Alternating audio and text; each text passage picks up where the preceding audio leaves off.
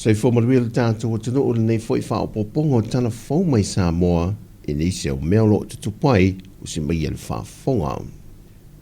O le fiawhila soana nawhina mo le mawina e au telefou, le taunu wane le ofisa o leo I pia,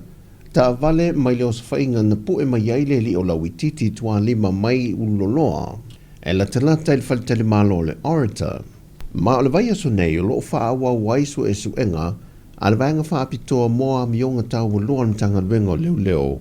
I le mafua anga lea lai o na sola so I tua lawititi, mai le to e se tan malala. Wa mauni mai al komisina mtanga luenga o leo awa pa aulungo I tino Filipo. Wa maua uma ila ui e to aluan so solo fata si mai tua mal to ese, e au fia I malele ia aniseko vai lei, le na pu e mai lea fiu anga o vai yusu. Mai e maua ila ua nei, e le I aise sori ngā tula fono wa tula I mai e au fia ai, ma le nganga whaafitai lea I le komisina mtanga luenga o leo, ona e le titi sori ngā tula fono, na whaatino e se tasio I la ua ia pei o la wititi, I teimi fo ina solo mo muai tua. Ta ua ewa pa au, o lo masalomia e yeini ngā yoinga whaalilo lilo, le o lo nā tie tu tono le pūlenga ale to ese I tan manala, e awhai o na mawhai o na solo mai tua la wititi, whaatese ma le tasio I la ua. Na whaamawina le saunanga le komisino mtanga luenga o leo, ona I le te tau na so sola I la ua I tua, o lo loka I ne te tono poto e pasi ma atoa. Na momoli le nganga whaafitai al komisina o leo I le mamalo le atanu. Na tui nane reporti ntanga luenga o leo, I le vaai o la ua I no whanga na pu e mai iai. Mai o lo ilo tutoa fo I le mtanga luenga o leo.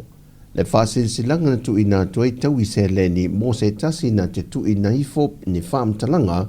I so se no whanga I vaia po whaalafie I la ua ia, e li mawhe Tala. O le soa so tolu o le masino Iuni, wa aloa ia e nei pe ona tu ina mai le male lenga a le au mamalo le malo, e whaata ape aloa ia ai le pāle mene, po le paia inga lona se fulu ma le fitu.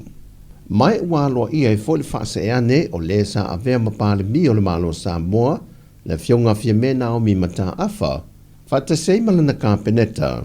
la tau te whaawawina le vai o le malo, se ia mai a leisi whainga pālota le saunia tu iei le atanu, ona ua le pāsia le tala whaate tau au tu o le tupe, o le lua afe lua se fulma le lima.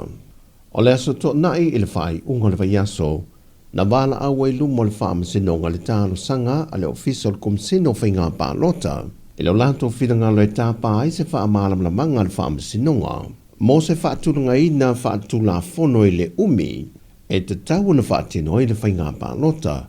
mai I le aso le ua whaatulanga e whaata ape I le pāle mene. O vaenga e luolo tā pāe se whaamalamla manga le tula fono mai le whaamasinonga, o le whetuna inga o le teimi o se whainga pālota ina I o ngā tasi, ma le whaavai au tū po le whaavai le iei le tolu masina, mai le aso le ua whaatulanga ina e aloa I ai le whaata ape o le pāle mene, a to ai ma le whaao popo le teimi whaatulanga ina, a ngai I le whaamasina ma le lua mai yaso. Pei tai le I tau nuo nei lo ilo le mta opu le aso to nai, ma ua toi tolu po mai le aso lulu le vai yaso le nei, o nei le a wai pe a vano atu nisi o lo ia, e au ili na le atalo sanga. O se whaia e au tu ina atu e le tupo Peretania, e se tamali o le atunu e au maui New Zealand, le fionga anai afa anai. Le sa ta I mua le una ia leo le sitiseni mo tangata Samoa. O se whailonga tau o lua tau awa tu ia e le fionga le tupu. Ona o ana tau mawhainga e toi whaafo I atu le sitiseni o tangata Samoa na ave e sea. Le ripotia le leitio whaavao maloa New Zealand, na amata maila na whinaunga I le awhiwa se lau iwa se funma le fitu, e ala ini polo kalame whaalau I loa. E una I ai le whaamoe moe, e pe o na lango lo I ai ma le tele o tamali o le atunu I New Zealand, whaatesi e ma se vaenga na whaatino e Samoa, le ua mawhai e o na whaataunu wina. O anai a whaanae, na amata I ai le pāle mene New Zealand mai le tausanga e awhiwa se lau iwa se funma le ono, e o mai le tausanga e lua afe ma le lua. E ui na sa tuli matai nisi o le to tele o le atunu, Pe tua mania le whamana tuina le atuanga le ono se fumaltolu tau sanga, le tūto atasi o lo tātou mālo Sāmoa le nei tau sanga, e na waaia le tū maulava le langulango le mamalo le atunuu, o a onga o e ka le sia whapea foi whana putonga, o mtanga luenga le mālo mapisi nisi,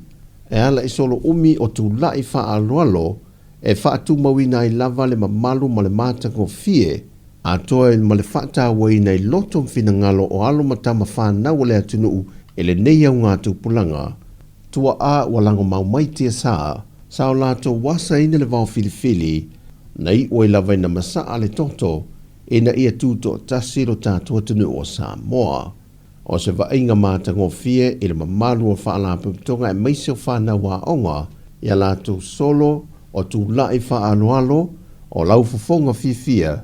na whaamawina e le tū mau peo le mātango fie, o le tūto tasi o le malo Sāmoa, lea ua ono se funmantolu tau sanga. O tala ia mai Sāmoa manui tele ne yaso le tātua tunu, wha soifuia.